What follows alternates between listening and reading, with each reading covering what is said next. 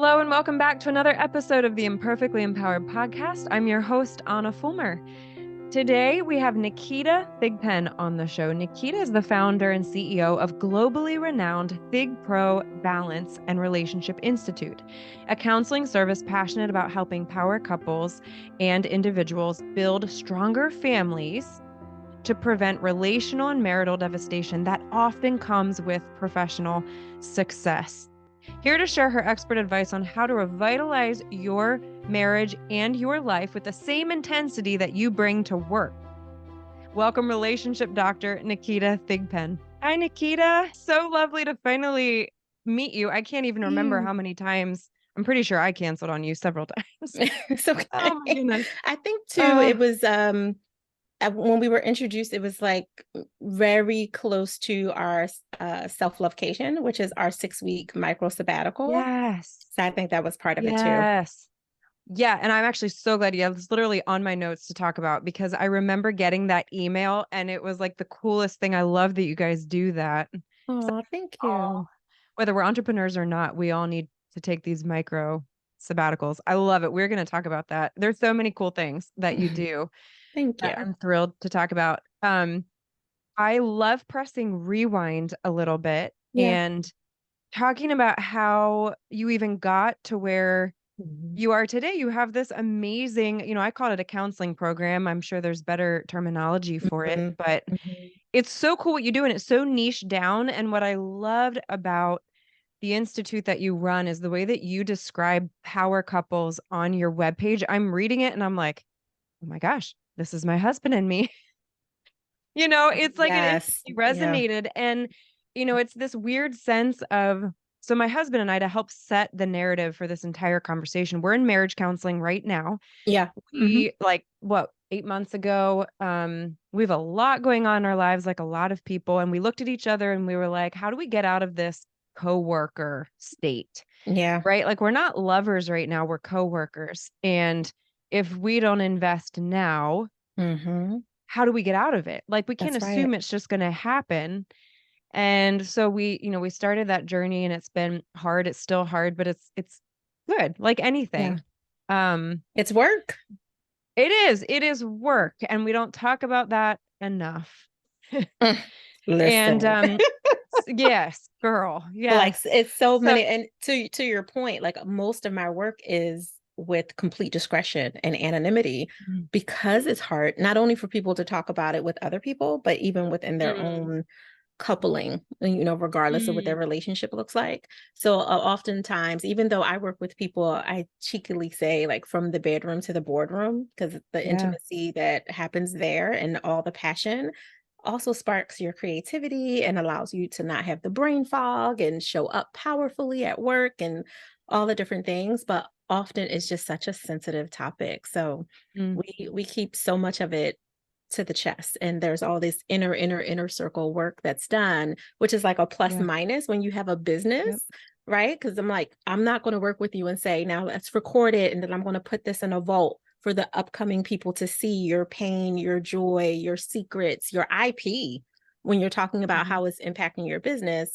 But then new people coming in are like, oh, I'd love to see some success stories. I'm like, go to LinkedIn, look at recommendations. That is as far as you're going to go. Because unless one of my clients airs them out, I can't do it. Like, it's just from a space of integrity. And it's such an interesting thing too, because I think for me, my issue that I have as a society, and we can dive into this more, but I mean, literally the title of this podcast, Imperfectly Empowered, is this concept that the sooner we can start embracing the struggle, and that's, one of the conversations here is helping people understand they're not alone and that our value isn't in the prettiness of life. Our value isn't having it all together. Our value and our worth is not found in making sure our family looks all put together or we're successful because we're making a lot of money, right? Like that's not where our value is. And yet, if we're honest, we believe it is because therein lies the reason why we won't share the struggle and the fact that we're not perfect. Right. That part. And, keeping up with the Joneses, all of those, faux pas statements and all of that are true, which I hate to say it, but yeah. Yeah. So anyway, for you listening, anyone that is meeting me for the first time through Nakeeta, or whether you are listening for the first time and meeting Nakeeta, from my heartbeat is that we embrace the struggle, we normalize the struggle. I am trying to do this in a way where people feel empowered that, you know what, it is not my value found in the prettiness, and that we need to actually dismantle this concept that for some reason, struggle is in fact a negative thing, and we empower each other. We're not alone. And we're going to learn from Nakeeta. I'm so excited to dive in. But tell me how you even got to what you're doing. Yeah. Like, how did we Well, even get here? like how much time do we have for this recording? I don't know. Amen. You and me both. Yeah. Right? One of those. I guess I'll start in the last 12 plus years. So my company that I own with my husband it was born in 2011.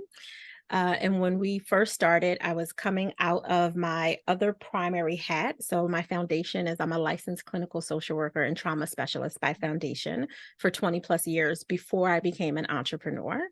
And then I have a bunch of other certifications and credentials because I'm a nerd and a learner. And, when you are that person, you I don't hear that. apologize for it, right? But then there's so many things that we could have a whole podcast on, like why all of the sexology and relationship expertise and why all the other things. And honestly, it's all linked to when I was seeing people in this space of brokenness, which is totally okay, because I do believe that we do have to break open. And for some of Amen. us, that does mean being in this space where you feel like this breakdown is not ending. It does. You do finally hit the bottom of the slide. You do finally spread your legs open. I mean that in so many positive ways, but you Mm-hmm. spread your legs open when you fall to the bottom and say, whoa, like I'm here, because now the shifts can happen. And some of those shifts that people were getting stuck at were around their relationships, their intimacy, romantically as well as platonically, their relationships and intimacy with their parents, with their children, if they happen to be parents themselves, with their BFFs, with their business partners. Like I was seeing all these other intimacy issues come up, which is why I kind of went further away from trauma, even though it's all very connected, and deeper into what I call relationship intimacy 360 degrees, because I do believe that it's not just you having a close relationship with your lover, it's a deep relationship with anyone who you value to have in your estate, your heart, to really welcome into your emotional home and see you naked. We're not going to let everybody come into the kitchen with us, right? Like the kitchen for most women listening to this is where we talk it up. Like we chop it up, we get real, we get honest. There might be some cussing and fussing that's happening because we feel comfortable. It's not necessarily how we treat the people in the living room, though. In the living room, it's, would you like some more tea? How can I help you? Right? Like we're very polite and very formal, even though we are also intimate with them at a very superficial level. It is not the same version of Nakeeta in the kitchen as it is in the living room when you have company. And a lot of these things were showing themselves when I was working with people as a psychotherapist, that I wanted to help in such a more broad way. I wanted to do more than my clinical bubble, my license, the insurance, all of that would kind of allow me to do. And that's when I tacked on all the other expertise through our personal development company, where I get to play with these power couples and potent humans. And work is play for me when I'm doing it well. The power couples for me, like yourself and your husband, is not about how much money you have. Yes, you do have to have some money. This is a business. I do need you to invest in yourself, right? But it's really about you being a philanthropist and influential in your industry, as well as an advocate for disproportionately affected people. Like those things matter. I don't want to work with people who are so stuck on themselves and all they care is, what Yves Saint Laurent belt can they buy, the Birkin bag that they're getting for their 4-year-old. Like that's not the person that I'm looking to work with, unless that person is also doing all the other things. They're being philanthropic, they're, being an advocate. That matters to me because our bigger mission is building stronger families that create these new multi-generational imprints from their own self-actualized wholeness. Your legacy in your business portfolio, fantastic. That's not the thing that I want to say. Like I worked with her because she made a lot of money. I worked with her because she impacted so many souls. She left this imprint where this 10-year-old, this 15-year-old, this 55-year-old stranger says, I remember her. I remember when she was kind to me, just sitting at the cafe when she didn't have to be, or he didn't have to be. Those are the souls that I'm really drawn to and attracted to. And I call them potent humans, which sometimes they look like that when they come into the couple. They're the power couple. But sometimes the individual soul wants to do their own work. And that's chef's kiss for me. Like, yes, you want to do your own work without waiting for the other person to be ready. Yes, honey, bring it on. Yeah.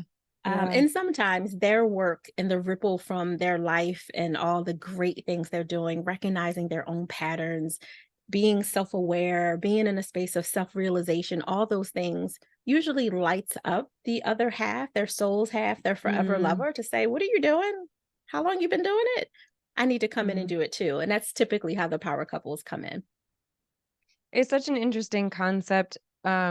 This balance of, you pour so much into success in life, whether it be at work. I mean, this is something my husband and I are talking about now. It's like we've each been gifted uniquely by God to be able to serve people well. Yeah. And we've been given different gifts. And we've also been given this incredible gift of being a spouse and being a parent. Yeah. And so there's this constant balance of being faithful to the calling we've received professionally, if you will, but then also being faithful to the commitments that we have made personally in our marriage and as parents. And, I have said many times that I don't believe God would call me to something at the expense of my marriage or my family.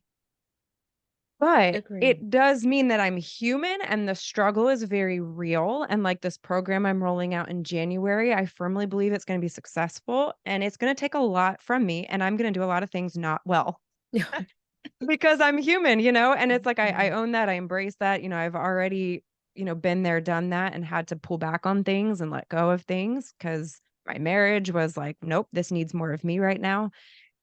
So I say that only to say I think this struggle is just so real for many of us, and we tend to lean to the extremes. It's like, no, I need to go 100% to my business because that 100% needs me. Yeah. And my family, my spouse, like we'll be okay. Except we won't be, right? We all know that. Right. Statistics speak for themselves. It's not going to work out. Right. Right. On the flip side, it's like, well, no, I can't actually be a professional. I can't lean into this calling because I need to just commit to my children, especially the mom guilt thing, and my spouse.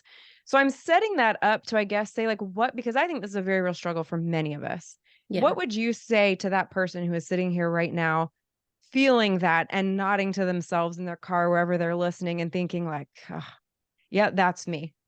Yeah. That's me. Like, what would you say in your years of experience? It's going to jar a lot of people, but for anyone who is brand new to me, just be okay with being awkward with me right now. So a huge Amen. part, right? A huge part of what I teach is about being intentionally selfish. I literally wrote a book about it. It's not a how-to book. It's not here's your 10 steps to do why. It's this is what it looks like not being selfish. This is how my life could have been if I would have continued not being selfish. And when I chose to save myself by being selfish, this is how my life then became, which is why I'm a huge advocate for truly being intentionally selfish. And I'm also a lazy overachiever, which is a whole nother thing. And both of those things took me a long time to embrace because I was a version of the first example you use with the woman who felt like she had to choose. And in choosing, that made it very difficult for me not to resent myself, not to resent the people that I worked really hard for. My husband and I have been together since we were 17, married since 22, but together since 17 and friends since 13. We've been together a really long time. We really grew up to each other in all the crazy ways, like all the mistakes that you can make when you've known someone since you were a pea pod. We definitely made them without, physically harming each other or any of that. And in the process of that, I was coming from this space of huge abuse, everything that you can think of. I've been through it, sexual abuse, intimate partner violence. Like I've been through all the things, both watching my parents and being a direct impacted soul of it. It's probably why I became a trauma specialist and I worked in emergency rooms for 10 years and all the things. It's probably what led me to, supporting so many people that way. But in all of that, I thought that I had to work really, really hard to give my children, my family, our nucleus, a opportunity to not be caught in that poverty cycle, which I thought was the blame for why my mother would allow herself to be in these relationships. And that's the younger part of me saying allow, right? That's not the adult version of me saying allow. But the younger version of me seeing what she accepted from these men, including my father, before they divorced and all the things. And even after they divorced and how he got to come back and forth and do the things, even though he had a whole new family that he had started. And me seeing my grandmother deal with that from my grandfather and all the different layers of that, and seeing other cousins and friends. Whereas my husband, his family, his dad was an architect and a professor. His mom was a stay-at-home mom, 40 plus years married. If you didn't know inside the curtain, you would just be like, these are two completely different people. But we both had really similar pain. His dad was always working. So everything fell on his mom, my mother in love, which is what I call her. She's my mom too. And seeing that single momness that she was feeling, like they weren't coworkers, they weren't roommates. She was very much like a single mom who had a husband who would provide the staples, but there wasn't all of that emotional juiciness that we want. On my side, I saw really hardworking women. One thing I can say about every single woman in my life, they would hold 3, 4, 5 jobs. So guess what Nakeeta did? She would hold down 3, 4, 5 jobs. And even when she became an entrepreneur, which was just the one focus 12 and a half, almost 13 years ago, I wore 35 hats. Because what's CEO when you're an entrepreneur? It's the chief everything officer, right? Amen. Preach. Right. You know what I mean? And because I was equipped, I was so available and ready mentally in my mindset to do all the things, because I hadn't been taught to let go. And I don't just mean that physically. I don't just mean that financially, right? I mean it in all the ways. It was, oh no, we are loyal. Yes. We hold on. Because that's part of your value. That's part of your value, worth. part of the worth. And so for a lot of the humans that are listening to this, part of the challenge with being intentionally selfish and embracing a little lazy and all the things is, oh, no, I'm a hard worker. I'm a doer. I'm a getter doner. All the little terms that we say. What's the nomenclature now is I'm a bad boss, bitch, all of this other language that people are using. Search Pinterest, you'll find something. Right. And people are really vying to this hustle and bustle grind culture because fear of missing out, right? That because of the Joneses down the street have said this is what you're supposed to have to look like you're successful. What they're not talking about are the midnights being laid out on the bathroom floor. Because for most mamas, it's the only place you can get some privacy, assuming the kids are asleep, is in the bathroom with the door closed for 10 minutes, right? And in that 10 minutes, they're melting. And everything is falling apart, and they're screaming inside their hands, and they're crying, and they're looking for a break. And their mind might even be wandering into, I should just take more pills. I should just drink more wine. I should just, right? Whatever those just were. For me personally, which was one of the reasons I wrote Selfish, Permission to Pause, Live, Love, and Laugh Your Way to Joy. Plug. Great title. Great title. We'll make sure that's included in the show notes, by the way, guys. Thank you. Great title. The reason that I wrote it is because my addiction wasn't any of those things. My addiction was stress. And I had to look at what was my challenge. Like I had stayed away from drugs and alcohol. I had stayed away from promiscuous behavior. I had stayed away from so many of the things that you're like, seen as a bad human for. But what I had went towards was doing the thing that people validated me for. Like, oh my God, Nakeeta, all the degrees, all the certifications, oh, you're so brilliant, you're so profound. It didn't fill me to have them say it, but it made me feel comfortable continuing on the path of doing too much. What did they say? Team too much? It was team too much, but everyone else is validating team too much until one of them end up in the hospital. And then they want to Yeah. tell you, oh, we should probably slow down. Like we Mhm. need to calm down because they've hit that wall. You don't usually give yourself permission to slow down until you're sitting in a hospital, so to speak, with an IV in your arm. But why does it have to come to that? Why do we Yep. need to have Or your a marriage is falling apart, or your marriage is or there's falling apart? infidelity because you're Infidelity. strangers, and That's right. fill in the blank. Right. Yes. And if you have children, your Right. children are a mirror, right? Like they Right. are mirroring. They don't understand all the words. They don't understand all the things that are happening in the adult world with money and finances and all the things. But when they're acting out profusely and you Mm, can't get a handle on them, when you mm, feel like they're not hearing you and you're saying the simplest things because they're like, you're telling me to do one thing, but I'm seeing you do something else. That's the mm, math is not mathing, as the kids would say. It's not adding up. And so at some point, we have to say, let's not be a hypocrite. So, what does that yeah. look like? How do I give myself that spaciousness to your question? For me, it's literally being intentionally selfish. And I say intentionally very specifically. It's not to be in your ego, it's not Mhm. to push other people down or make people feel like, they can't get 10 feet, within 10 feet of you. It's to give yourself that spaciousness you need to create joy. You can't do it if you don't have time to do your own self-acceptance work, if you don't have time for self-forgiveness. And I'm saying self for a reason. It's easy to say, I forgive you, honey. I love Mm, you. I forgive you. We're going to go to counseling. We're going to go to a coach. We're going to go to advisor. We're going to do whatever. We're going to get through this. And part of the biggest issue is you're saying you forgive this person and you really, really mean it, but you haven't forgiven yourself. You haven't mhm, forgiven yourself for being in this situation where you feel like, well, what did I cause? What did I do?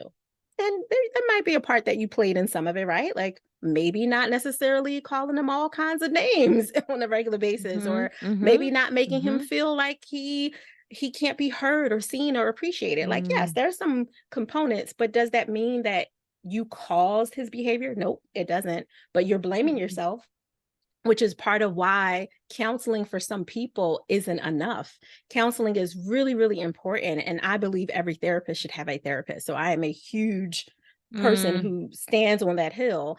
mm. At the same time, for many of us, it's not just the deep rooted issue with the person, it's the script that was created when we were so much younger that told us we Yes. weren't enough and we had to handle this, we had to receive this, we had to accept this, this is what we deserve.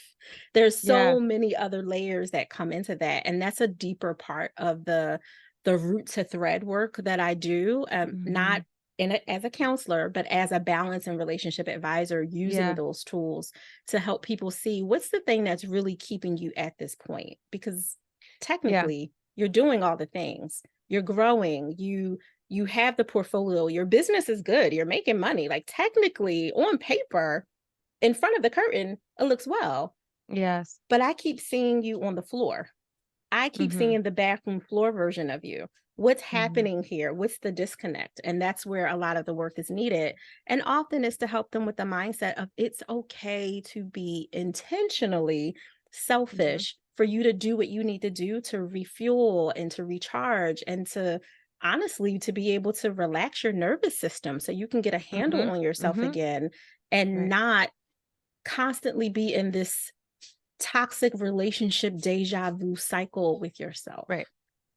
There's a really beautiful duality to what you're saying, because I think the interesting tension that we have here is, in order to be intentionally selfish, it also requires a degree of humility, Yes. where ultimately you have to stand back, and you said this, and I've experienced this, where it's like you have to stand back and recognize I am part of the problem. Yes. And I am not perfect. And I am doing things poorly. Like Mhm. you just said, I'm doing things poorly. That does not inherently mean somebody else does not have control of their own reactions, their own choices. We can't take ownership of everything, That's because that's right. not appropriate either. However, we have to be able to humbly say, okay, I am a problem, part of the problem. And then owning that part of it, then it's like, okay, now that I recognize that, it is within my power to make the choice to be intentionally selfish, where now I work on my issues for the sake of my own joy and my own freedom and my own health, so that ultimately then I can create an even bigger impact in the world. And it's like that weird tension of, and I think that's where a lot of us miss the boat, and where it's so hard because many of us are like, yes, intentionally selfish, but then we're like, oh, but this also means that I have to acknowledge that I'm a mess. Right. Right. So Nakeeta and I are, well, if you're listening, we are welcoming you with open arms to join the mess. Like, come, Yes. girl, come. We are welcoming you to join the mess because we are all imperfect. And anyways, so it's really beautiful what you're saying, because it's something that um it takes a lot of work and a lot of support, and it's a beautiful thing that you're offering to Thank people you. to be able to do. Nakeeta, okay, this is really simple. It's like, would you rather? Two options, no stress, whichever comes to mind first. Would you rather a baked good or a milkshake? Definitely a milkshake because I'm gluten free and most baked goods are disgusting. Well, then that's a fair. Okay, what kind of milkshake is your go-to? I'm pea protein, a chocolate pea protein shake Okay. with sweet zen basil and a little bit of superfood. I'm simple. Super specific. I love it. Super specific. Chocolate and basil is not two I would have thought of mixing. It's delicious. That's hilarious. I will take your word for it. Um, okay, would you rather watch baseball or watch basketball? Definitely basketball. Basketball. Is there like a specific sport in your home, or are you guys not really Oh my sports God. My watchers? husband is all the sports, but basketball is the one that I can tolerate because I get to watch them and run around in cute little shorts. But that's about it. I'm that wife that's like, yay, honey, whatever you're excited for as I'm reading my book or listening to a podcast. So That's yeah. hilarious. That's hilarious. Is football watched in your home? Yeah. Yes. Yes. Yeah. He's big, big, big football. That's so funny. Yeah, it's a long season. That's my thing about Hmm basketball. I feel like it So never long. stops. No, it really doesn't. And it hits all the major holidays like Thanksgiving, Christmas, New Year's, and if it's early enough, Easter. Right. Yeah. Thankfully, my kids are all probably not going to be super tall. So I don't think basketball's in our future. I don't know. Praise Allen the Iverson Lord. wasn't that tall, so I don't know. That's fair. That is fair.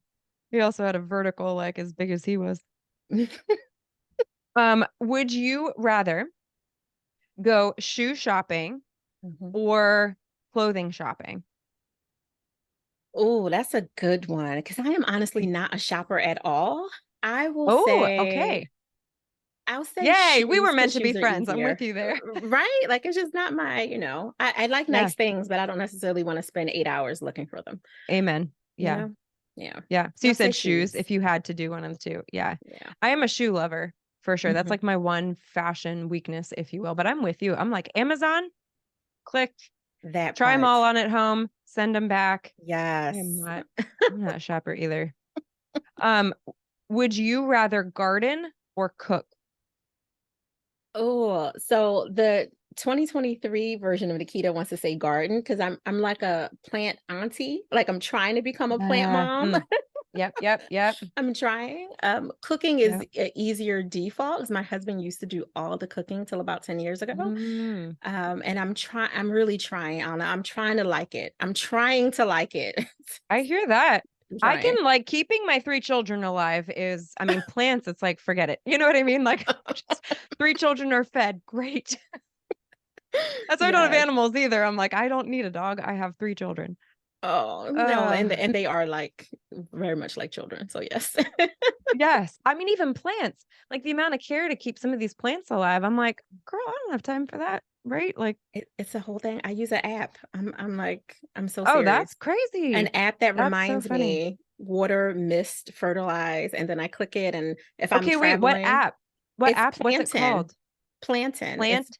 Plantin, I think, plantain.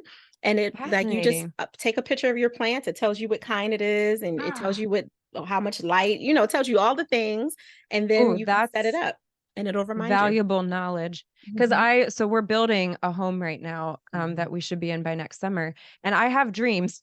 like you, of gardening. I love the Right. concept of gardening. I'm big into whole food nutrition. It's really important to me. So I love the Yes. concept of it.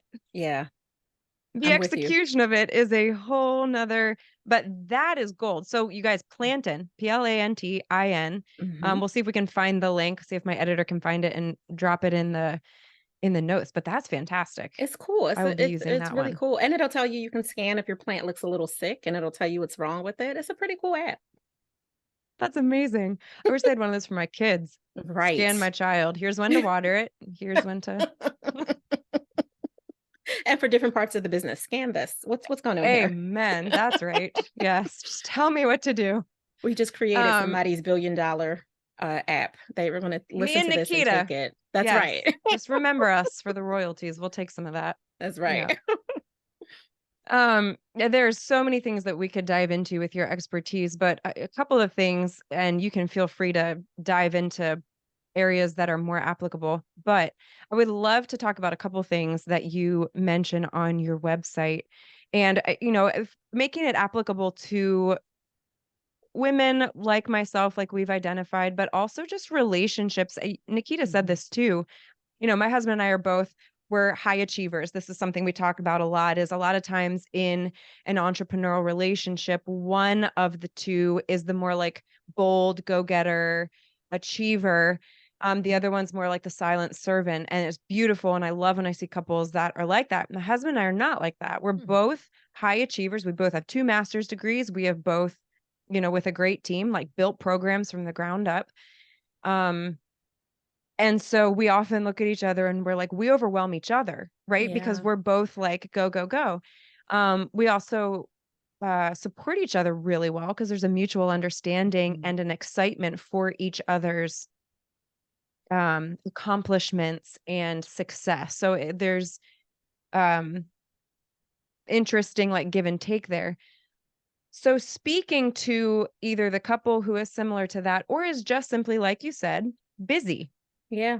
busy in their own areas of life and could be high achievers in other ways, or they are in business together. I think what you offer is applicable to pretty much any couple, is where I'm going with this, you guys. For those of you listening, don't tune out because you're like, we're not a power couple. You probably are. Right. So just take everything that she's saying and I think it's going to be applicable. But one of the things that I want to talk about is your micro sabbatical concept. So you guys, I emailed her, but I don't even know when it was. And I got this automatic email response back. And I can't remember exactly what it said, but it said something like, our entire office is out of the office for, it was like X amount of weeks. And 6. we do not take six Mhm. weeks. We don't take emails. Like literally, it was just an auto response. I didn't hear anything Mhm. back, except I replied. I replied back and I was like, this is amazing. Good for you.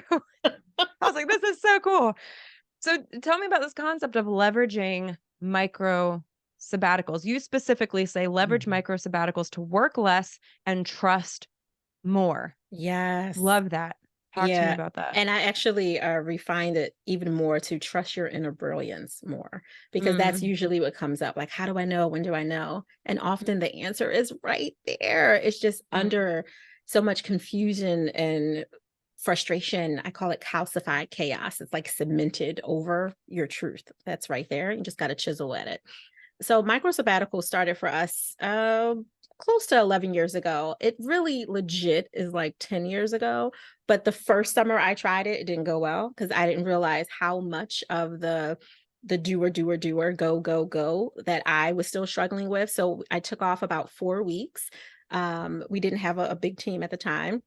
We don't have a big team now. We're a very boutique business, but it was just a few of us. And I was like, all right, we're going to take off. But we were technically closed and I was still working, which is why I'm like, I really don't count that first summer Mhm. because I was still doing all the behind the scenes stuff that we have to do, all the tech stuff when no one's answering the phone.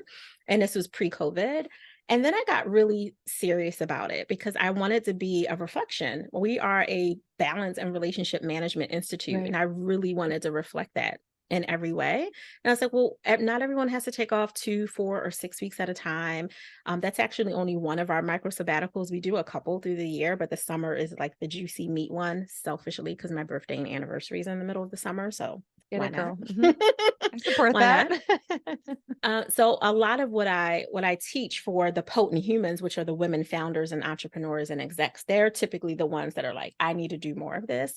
We do it in 10-minute increments. If I can get you to have 10 minutes of guilt-free time and then build up from there, 20 minutes, 90 minutes, a day, a half day, a full day, a weekend, and kind of go from there, then you're more likely to be able to move into a fuller sabbatical, not just for yourself, but for your team, if you have that authority in your organization or in your business to be able to set that up.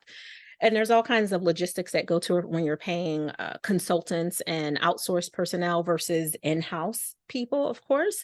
But logistically, it's really dealing with the guilt and the shame that's keeping you from honoring that you deserve that time. You're better when you have that time. And I say it to couples as well, not just individuals and organizations. When you miss each other for a couple of days, the sex is so much better when you come back together, right? Like the energy is so much better. The eye contact is so much better. The playfulness, the teasing, the flirting is so much better when you have a little Assuming you have that space. healthy foundation. Yes, of course, of Yes. course. Assuming that Yes. you're not in like a toxic loop of Right. any Right. kind.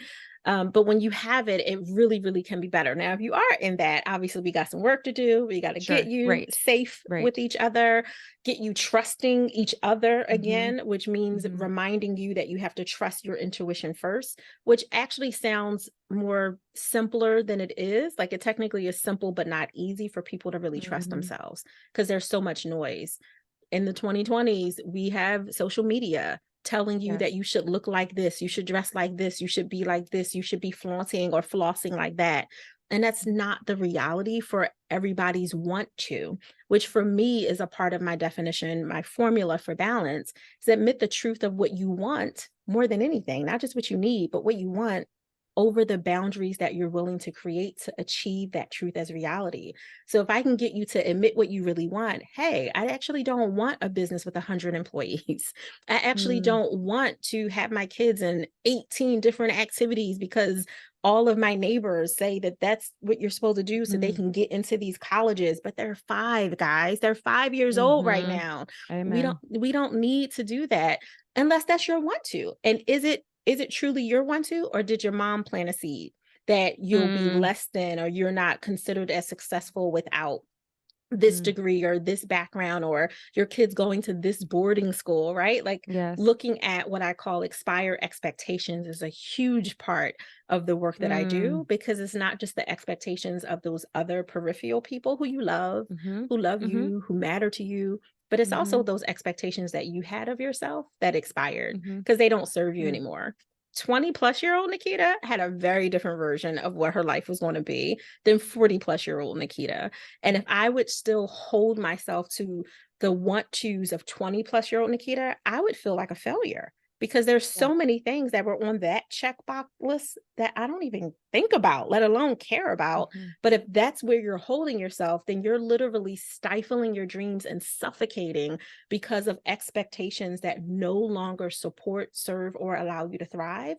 And for some Mm. of us, it's also the expectations of our parents, or that gym Mm-hmm. teacher that told you couldn't, or the dance teacher that told you were too Mm-hmm. skinny, too fat, too wide, too short, too tall, whatever the case is. So a lot of it is really kind of de-scripting people from all of Yes. those unfortunate patterns that have kind of entangled. I'm careful with that word in the age of Will and Jada, but kind of entangled us in Mm-hmm. so many Mm-hmm. ways and really help you fly. But you can't do that if you're still trapped in those old ways of beings, and that old way has become your prison. So a lot of the power Yeah. couple work is similar to the potent human work.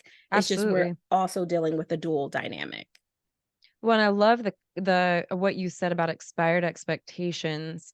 I think step number one, because this is so applicable to marriage for sure. I mean, so Mhm. much of the work that you do is like you just said, it is narratives that were formed when you were very young, and then continued to build on itself as you got older. And the expired expectations piece is one that I think that's worth settling on for a second. Because I think if we look at ourselves individually, especially in marriage, and ask ourselves these questions, it's also really healthy to evaluate how it's impacting our Mhm. mutual goals as a couple. and how much are we being held back by these expired expectations? How would we identify an expired expectation? Because I think that's half of the challenge Yeah. is we don't even recognize that this is an expired expectation, meaning this is not actually something I really want. I'm exhausted. I'm overwhelmed. My kids are in a gazillion things. Like you just said, they're young. Mm-hmm. And yet I don't seem to be able to make the connection that, well, maybe I would be less exhausted and overwhelmed if my kid only did one thing a year Yeah. because they're 7 Mm-hmm. Mm-hmm. or whatever. So how do we even recognize something as an expired expectation or something that is not actually Serving. serving us well? So I usually walk people through a like joy map method is like part of our proprietary system, and we do a joy Mm, line. So doing a joy line, we usually walk back, depending on the circumstances, anywhere from 6 to 9 months. And in walking back, most of us will think of all the negative things that have happened. And that's just law of negativity bias. It's normal. You'll get 100 compliments, but one not so good. And all you can think about is the one not so good.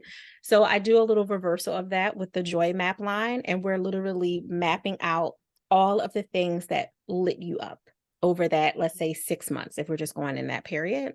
So we'll look at, this is at the time of this recording, we're in November. So we look November, October, September, go all the way back, if my math is right, roughly till May ish. mm, And we would go back and say, well, okay, well, what happened this week in November? Well, this is the week of so-and-so date. What lit you up? Nothing lit me up. Nothing at all made you excited, made you feel good, made you feel nourished, made you feel appreciated. Like I walked through specific prompts. Nope, nothing. Okay, let's go back a little bit further. Sometimes we have to use milestones like birthdays or holidays or anniversaries to pull people in. And it also tells me if someone is dealing with like situational depression, because mm, that mm, apathy doesn't allow them to even really highlight something that made them excited at that time because they're in such a lull at that particular time. So assuming that those things aren't present, usually someone will say, well, I was really happy when I was, I'll pick on gardening, when I was outside on the balcony watering my aloe plants and just being able to breathe in nature. I could hear the mm, kids playing down below. They were playing soccer in the backyard, and the dog, the cat, and the frog were also playing, and nothing was getting knocked over. All right, what about that lit you up? So we kind of go deeper, deeper, mm, deeper, and then we get to a space where we can dare. And the dare part of that is daring them to recreate some of these moments to see if it gives them the same lit upness as it did when it was organic. And that's part of the accountability work, if you will, in between mm, sessions. So when they dare themselves to try to recreate, and of course, we're very specific in the recreation based on the markers that they've said, like this thing here lit me up, this other thing, and let's say a third thing. Let's put them together and see what really works. If you can recreate that and it's giving you nearly as much joy, maybe even more because you kind of controlled it in recreating, then there's something really juicy about that. So then I'll ask them, well, where does this show up in your day to day or your week to week life? mm, It really mm. doesn't. That was a one Yeah, off.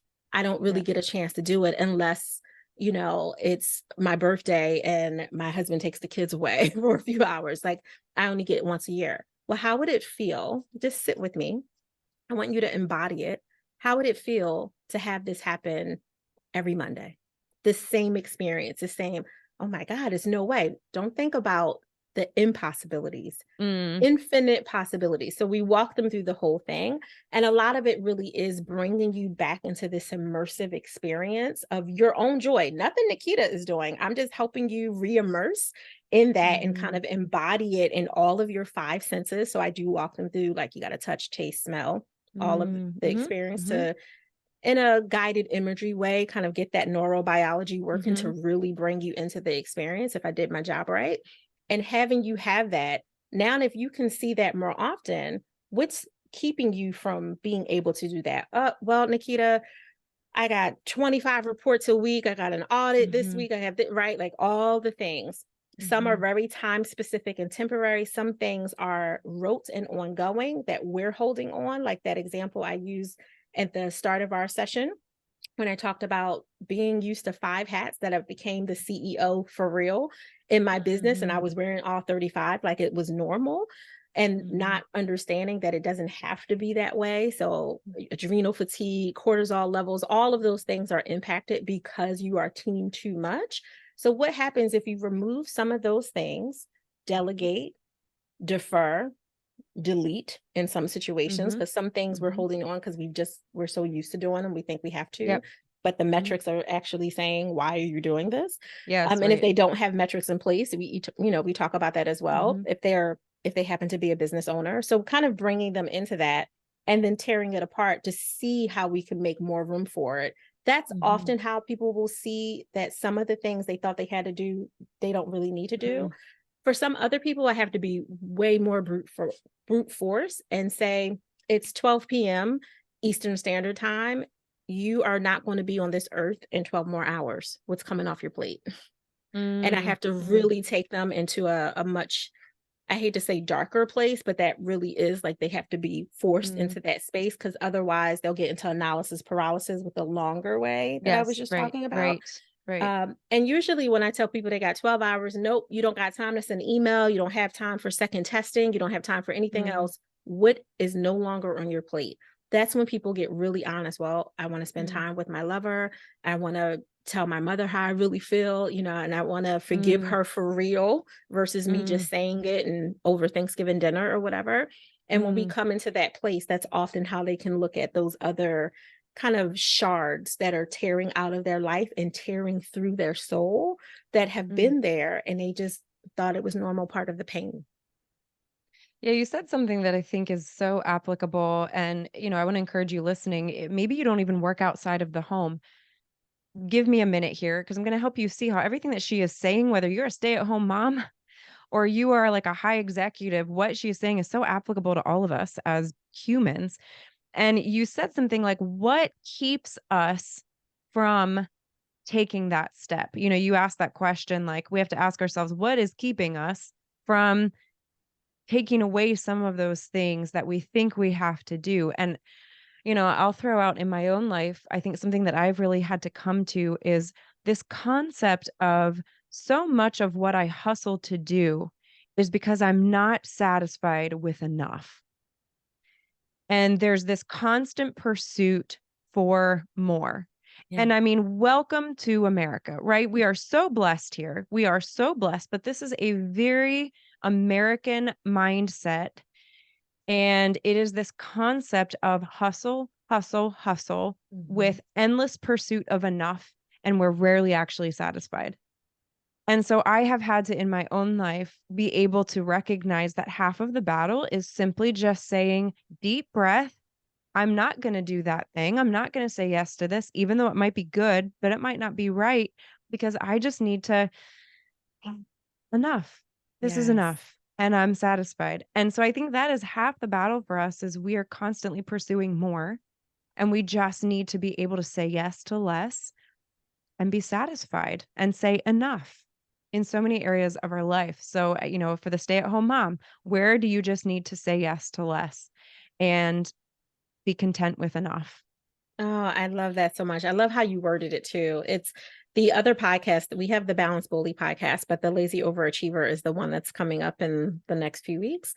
And that one, awesome. Thank you. It was born from this very specific issue. There's so many of us overachieving, high achieving, ambitious go-getters, first partaker over here, that also, when they came into a space of understanding that you can have both, you just have to kind of meter yourself a little bit. Honor your need for rest and relaxation and recharging as much as you honor your need to dominate whatever that obstacle, that sprint, that project, that goal is. And when you can put them on the same priority line, it shifts you internally. It really shifts things when you don't have it as a vertical stack, but you actually put it on a parallel line. Like, you know what? Nakeeta's not kind when she doesn't have 8.25 hours of sleep. Right. That's right. That 0.25, people don't miss it. The 0.25, right? Like, she really needs that. And Nakeeta had to learn that about herself when she was used to 5 hours and could do amazing things off of 5 hours, but at what risk? At what cost? right? For your body and all the things that people don't know about behind the scenes, but you know that you're dealing with muscles, aches. And I was dealing with like rheumatoid arthritis type pain in my 30s. What? Because of the way that I was skating on a roller coaster, holding spinning plates with all the major things that I had going on in my life. And this is someone who had all the tools, who performed the tools, who showed other people how to use the tools, but wasn't using them for herself. So it happens to the best of us. It doesn't make you less or not as smart or not as brilliant or inferior. Nope, makes you human. Welcome to the club. Yes, it makes you human. And I think one of the things that we can do is not give ourselves a pass, like normalize it, yes, but don't give yourself a pass to keep being that person. We all have that. It's grace without excuse, you guys. It's you show yourself grace, but no excuses tomorrow. Yes, no justified excuses. There's a little caveat that I like to think of. Most of us have that one uncle, that one cousin, that one friend that comes to the barbecue. And you're like, oh my God, who invited this person?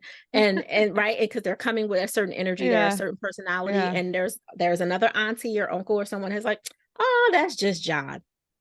That's just who they are. That's just who they've always been.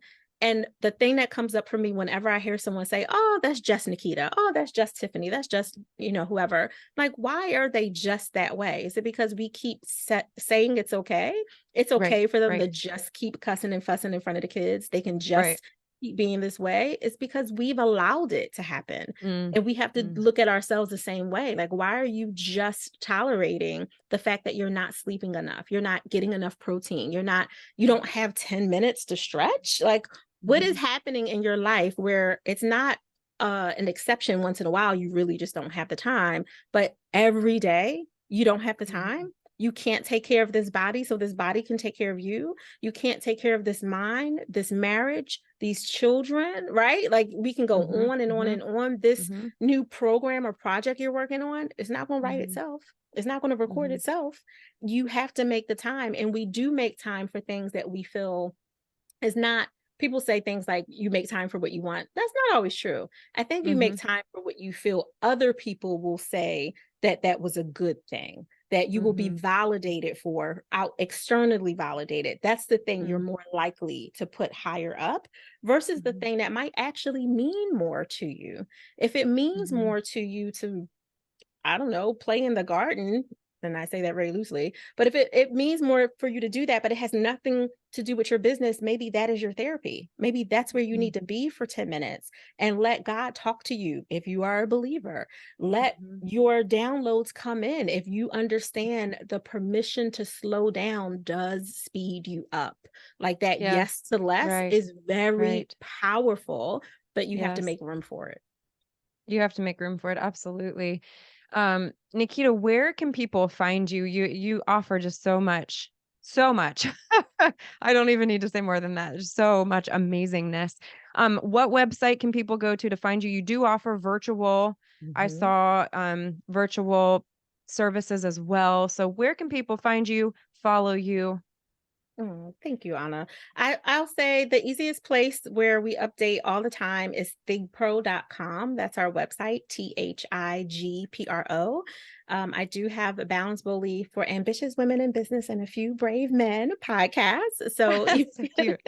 I love that. You can listen to that everywhere podcasts are found. That's also on the website. And then the Lazy Overachiever is coming soon. There's a lot of stuff that we have that we release in increments. And it's also, most things are bespoke. They're custom to the couple or the potent human that I'm working with. And when we do group programs, we try to make sure that they all align. Like, you're not going into a cohort with too many different personalities, that it's more complementary. So there's not a lot of conflict. Well, I love what you do. You're serving people so well, and it's such an honor to have you here. I pray God's blessing over your heart, your home, all of the amazing people that you're serving. And it was really, truly enjoyable to chat. Thank you. I'm honored. Thank you for watching the Imperfectly Empowered podcast. Be sure to subscribe to the channel by clicking below.